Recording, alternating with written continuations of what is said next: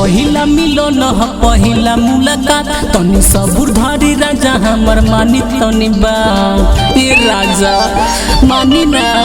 राजा पहिला मिलन ह पहिला मुलाकात तनी सबुर धरी राजा हमर मानी तनी बात कि बेहरी बेहरी गुदगुदावे लकमरिया आई हो राजा सबुर तू धरना ले हो जानी मांझा भोरा हरिया में अरे आई हो राजा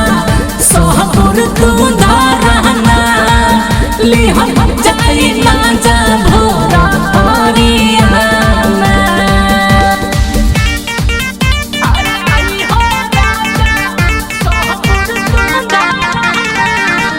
ले हो जानी मांझा भोरा हरिया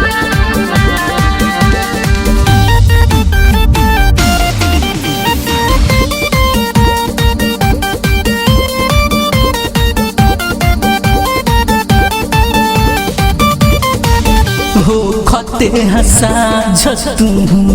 धरे लतुहा थके जहाँ कल बाट सभे राजा जान जाई बात के ए राजा सुनो कहे लखा हो खते तू साझा राजा धरे लागो हाथ के जहाँ कल बाट सभे बाबू जाने जाई बात के कि केतना दम बाट तोहारा शरीरिया में आई हो राजा सबुर तू धरना ले हो जानी मांझा भोरा हरिया में अरे आई हो राजा सबुर तू धरना ले हो जानी मांझा भोरा हरिया में अरे आई हो राजा सबुर तू धरना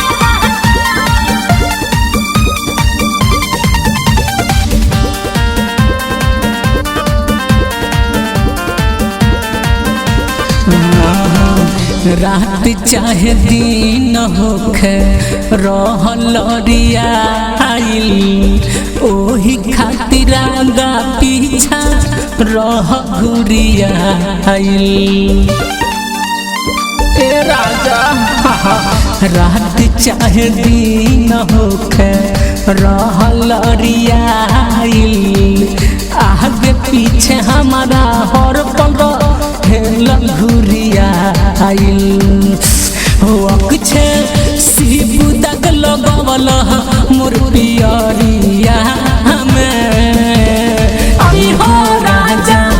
सबुर तू धरना ले हो जानी मांझा भोरा हरिया में अरे आई हो राजा सबुर तू धरना ले हो जानी